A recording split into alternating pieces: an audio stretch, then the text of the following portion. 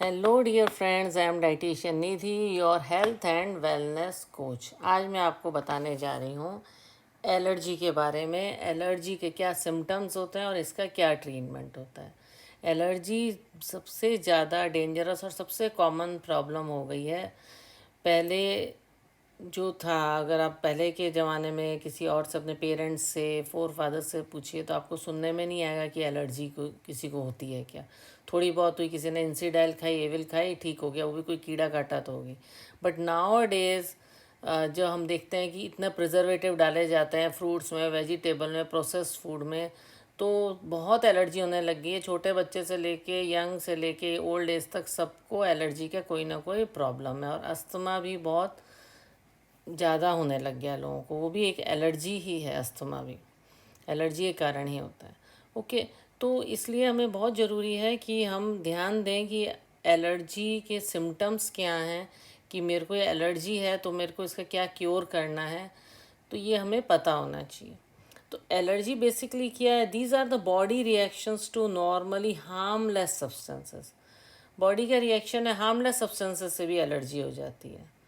Okay, बहुत छोटे symptoms भी हो सकते हैं, माइल्ड से लेके लाइफ थ्रेटनिंग भी होते हैं कि जान पे बन आती है, इतना ज़बरदस्त रिएक्शन हो गया।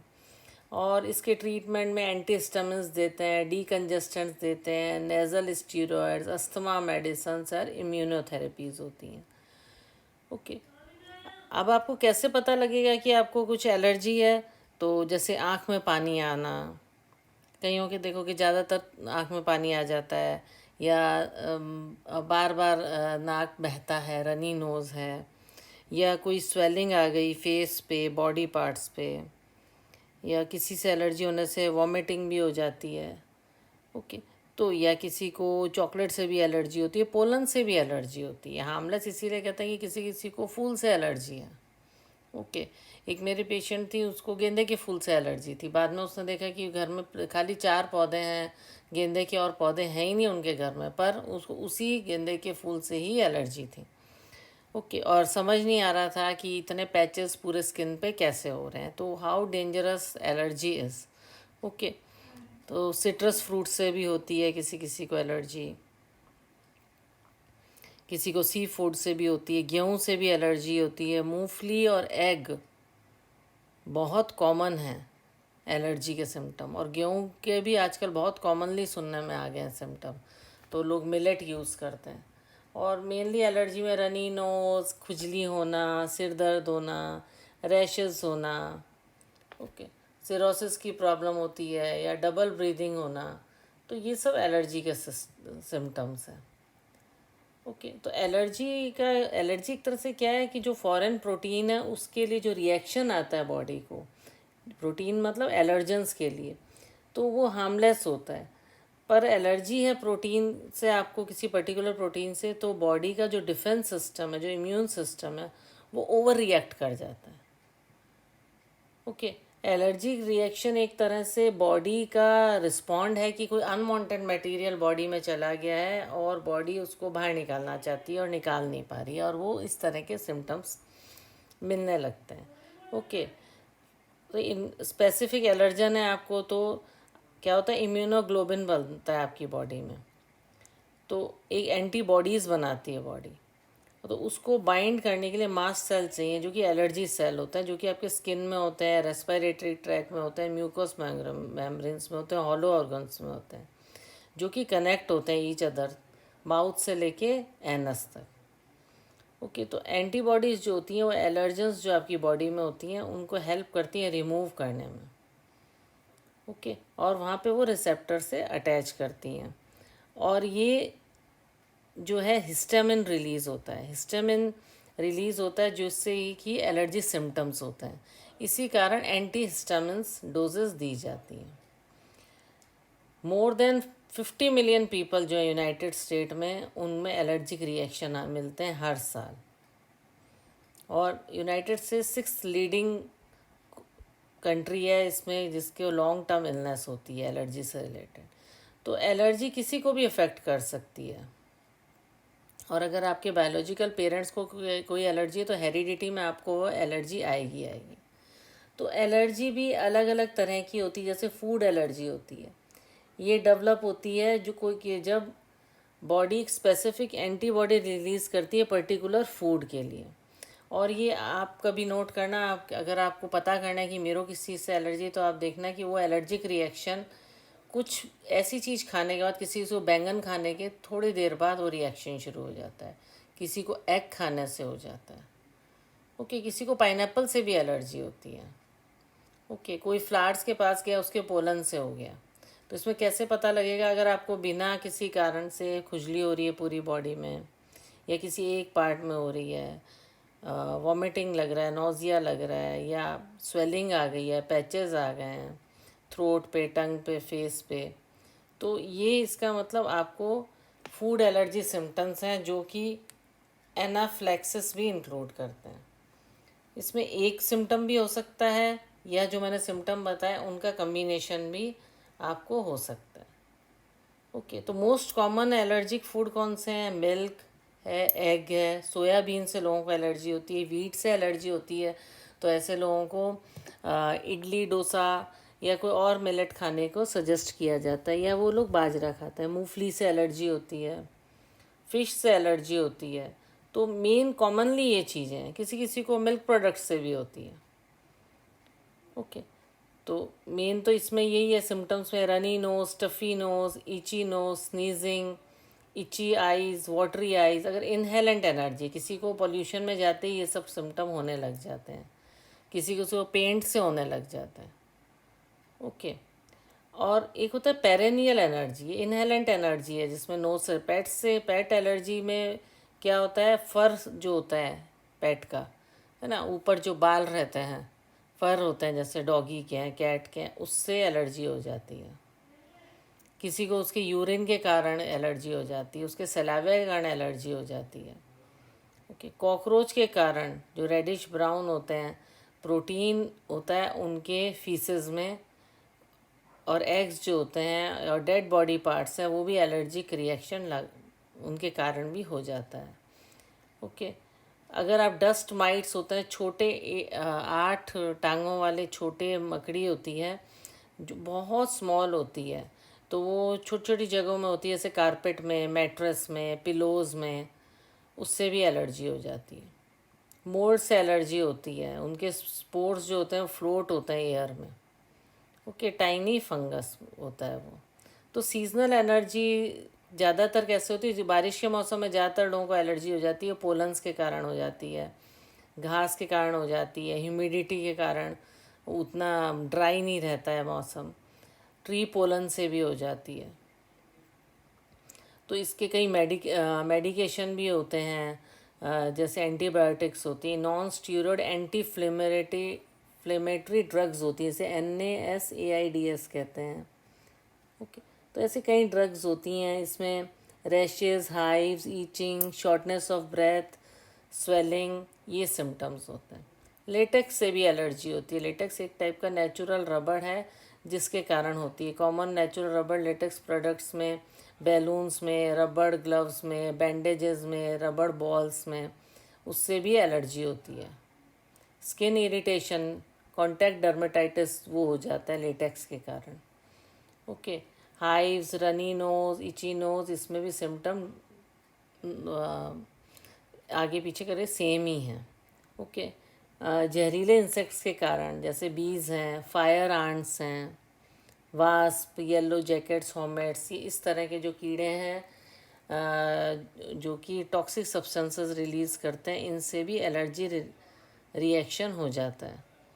ओके, डिजीनेस हो जाती है, drop in blood pressure, swelling हो जाती है फेस में, और swallowing में डिफ़िकल्टी होती है। पर एलर्जी से फीवर नहीं होता है, ये सब सिम्टम होते हैं।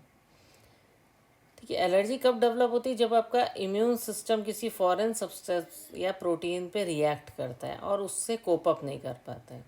और पर एलर्जी कॉन्टेजियस नहीं होती। किसी को एलर्जी है तो आप सोचोगे मेरे को भी हो जाएगी उसके पास खड़े होने से, नहीं, ऐसा नहीं है। उसकी अपनी बॉडी के इंटरनली रिएक्शन है बॉडी का उसके लिए। ओके, एलर्जी के सिम्टम कई बार एक दिन में भी चला जाता है, कई बार एक वीक लगता है, किसी किसी ज़्यादा एलर्जी होती है तो ईयर्स लग जाते हैं। ओके, तो एलर्जी के इसके टेस्ट भी आते हैं जिसमें एलर्जिस्ट थिन नीडल प्रिक करते हैं स्किन में और इनके टेस्ट भी किए जाते हैं। ओके, तो मेडिकेशन और होता है, एंटी हिस्टामिन्स दी जाती हैं, नेज़ल स्प्रे दिए जाते हैं, डीकंजेस्टेंट दिए जाते हैं, अस्थमा की मेडिकेशन दी जाती है, इम्यूनोथेरेपी की जाती है। ओके, तो पर बेस्ट ट्रीटमेंट क्या है? बेस्ट ट्रीटमेंट यही है कि आपको सबसे बेस्ट ये है कि आपको जैसे पता लग गया कि मेरे को पर्टिकुलर चीज़ से एलर्जी है, तो आप उसको कंज्यूम करना बंद कर दो, तो आपकी 90% प्रॉब्लम तो वैसे ही सॉल्व हो जाती है, 100% भी हो जाती है। ओके, तो हमें क्या करना है, अगर हमें एलर्जी है तो हमें कुछ चीज़ें जो एलर्जिक होती हैं उन्हें नहीं खाना चाहिए। ओके, तो कुछ कुछ पैकेट्स पे तो लिखा होता है कि इसमें कुछ फूड एलर्जन है कि नहीं है। तो आजकल हर चीज़ में आप देखना, हर पैकेट पे लिखा है तो कॉन्स्टिट्यूएंट कौन कौन से हैं। क्योंकि किसी किसी को मूंगफली से एलर्जी है, मान लो आप नमकीन खा रहे हो और आपको उसमें पता नहीं है कि पीसी हुई मूंगफली भी डली हुई है। तो आजकल फिक्स हो गया है कि जैसे न्यूट्रिटिव वैल्यू लिखी जाती है हर पैकेट पे, इसमें कितने न्यूट्रिएंट्स हैं, तो क्योंकि क्या क्या इंग्रेडिएंट है वो भी लिखे जाते हैं, जिससे जिसको एलर्जी है वो पता कर सके that I can consume it और नॉट। तो ये भी उसको प्रिवेंट करने का एक तरीका है। ओके, तो इसीलिए अब धीरे धीरे ये प्रिस्क्राइब हो रहा है कि एलर्जन है कि नहीं है ये भी लिखना शुरू किया जाए। ओके, तो सबसे ज़्यादा प्रिवेंट कैसे कर सकते हो एलर्जी सिस्टम की सिम्टम्स? आप पेट्स से दूर रहिए, हग नहीं कीजिए उनको, एनिमल्स को किस नहीं कीजिए, don't allow them in your bedroom और ऑन योर फर्नीचर। हमेशा घर को साफ़ रखिए वैक्यूम क्लीनर से। ओके, या ऐसे भी आप क्लीन करते हैं डस्टिंग से, झाड़ू पोछे से, और कोई वैक्यूम करना चाहते हो तो वैक्यूम क्लीनर से। ओके, तो एयर प्यूरीफायर्स भी अब आने लग गए हैं। एलर्जी की प्रॉब्लम्स इतनी हो गई हैं तो कि आप if you go in the metropolitan cities तो आप देखोगे ह्यूमिडिफायर्स हैं, एयर प्यूरीफायर्स आ गए हैं। ओके, तो जैसे किसी कोई कहे कि मेरे को, how can I expect if I have allergy. Okay, जब कुछ ऐसे सिम्टम हो रहे हैं और आपको लग रहा है इलाज कराने में भी कोई फ़र्क नहीं आ रहा, तो वो ये पता लगेगा कि मेरे को ये पैचेस या इचिंग इसलिए हो रही है कि मेरे को पर्टिकुलर किस चीज़ से एलर्जी है। तो सबसे पहले तो आपको ध्यान देना पड़ेगा कि कौन सी चीज़ खाने के बाद आपको ये सिम्टम्स होते हैं, ज़्यादा ज़्यादा बढ़ जाते हैं या अचानक से होना चाहिए। उस चीज़ पे बार बार ध्यान दोगे तो डेफिनेटली यू विल फाइंड कि कौन सी एलर्जी है मेरे को। पर कोल्ड और एलर्जी को मिक्स मत कीजिए। जिनको एलर्जी होती है ना उनको थोड़ा सा डस्ट में ही छींकें आने लग जाती है, कहीं पेंट हो रहा है छींकें आने लग जाती है, वो कोल्ड से रिलेटेड एलर्जी नहीं होती है। ओके, और ईचिंग होने लग जाती है पूरे स्किन पे। तो इसीलिए ये जो सिम्टम्स हैं ये आप ध्यान में रखिए। और सबसे बड़ी बात है कि आप जो डाइट जो लोगे, डाइट पर भी अपने ध्यान दीजिए। डाइट बहुत ज़रूरी है इसमें। ओके, मेडिटेरियन डाइट लेनी चाहिए, क्लीन फ्रेश फूड खाइए। एप्पल ज़रूर लीजिए, एलर्जी में बहुत अच्छा है। Fruit, vegetables, beans, whole grains, fish, olive oil, तो ये हेल्प करते हैं रेस्पिरेटरी एलर्जी में, मेनली हेल्प करते हैं। ओके, तो इम्यून सिस्टम के नेचुरली सपोर्ट करता है। योगर्ट है, टर्मरिक, एप्पल्स, फिश, नट्स में ड्राई फ्रूट्स खाइए, पर ग्राउंड नट मत लीजिए। मूंगफली से बहुत लोग कॉमन एलर्जन है, इसलिए आप पहले ही इसको अवॉइड कीजिए। ओके, तो इस तरह के जैसे फूड खाएंगे ना आप, जैसे अनियंस खा सकते हैं, कीवी, पाइनएप्पल, सबको सूट नहीं करता, पर अगर आपको पहले तो आपको पता करना है कि सूट करता है कि नहीं करता है, तो ये सब फूड आप खा सकते हो, फ्रेश फ्रूट्स, वेजिटेबल। पर कॉमन एलर्जी फूड कौन से हैं? जैसे कि इस फोटो में दिया, किसी को फ़िश से एलर्जी है, किसी को राइस से, किसी को मूंगफली से एलर्जी है, कईयों को काजू से, एग से, मिल्क से एलर्जी होती है, प्रोसेस्ड फूड से एलर्जी होती है, क्रैब से एलर्जी होती हैं। ओके, तो ये तो मेनली एलर्जिक फूड्स जो हैं वो हैं।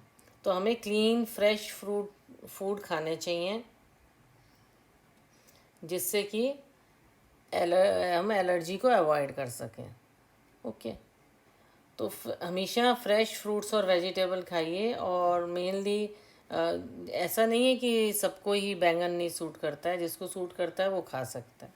पर मेनली किन किन चीज़ों से एलर्जी होती है तो आपको पता लगेगा कि हाँ, कि ये हमें नहीं खाना चाहिए। तो इस तरह से ये देखिए कि जितने फ्रेश फ्रूट्स धोकर खाइए, ओके, अपनी बॉडी को जितना फिट रखेंगे, और योगा कीजिए, एक्सरसाइज कीजिए, वॉक कीजिए, एक्टिव रहिए, ये सबसे ज़्यादा ज़रूरी है। Okay, it's very important. तो तो डाइट जो है हमें फुल ऑफ फ्रूट्स और वेजिटेबल लेनी चाहिए। ओके,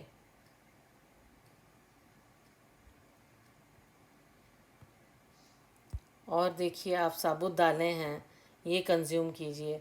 जितना अच्छा फूड आप खा सकते हैं खाइए। जितने फ्रेंडली फूड लेंगे उतना अच्छा रहेगा।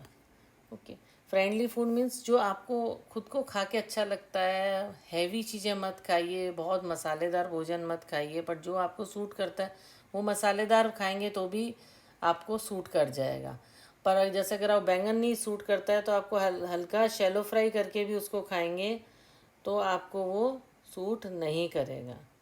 तो ये सब चीज़ों का ध्यान देना है कि हमें डाइट कैसी लेनी है एलर्जी में। ओके, साबुत दालें हैं, बहुत कम सुनने में आता है कि लोगों को साबुत दालों से एलर्जी हो। ओके, साबुत दालें हैं या छोले हैं, राजमा हैं, तो ये बहुत ज़रूरी है खाने के लिए हमारे। ओके, अच्छे से खाएंगे, क्योंकि ऐसा नहीं है कि एलर्जी है तो आप सब चीज़ ही खाना छोड़ दीजिए। बहुत चीज़ें ऐसी हैं जो खा सकते हैं, जो मैंने बताया कि हाँ सोया प्रोडक्ट्स ये छोड़ दीजिए, बाकी आप सब खाइए, the you can eat it. Okay, तो ये सब फूड्स जो हैं ये बहुत फ़ायदेमंद हैं, और इसमें ये ध्यान रखने का ज़रूरी है कि जो आपको नहीं सूट ट्रिगर करता है वो फूड नहीं खाना है। ओके, तो और हमेशा कॉन्शियस रहना है खाते हुए, और इसका हमेशा पूछिए, होटल में भी जाते हो कि पर्टिकुलर फूड में क्या क्या डाला, हमेशा क्या क्या डाला गया है, कहीं ऐसी चीज़ तो नहीं डली हुई जो आपको सूट नहीं करती है।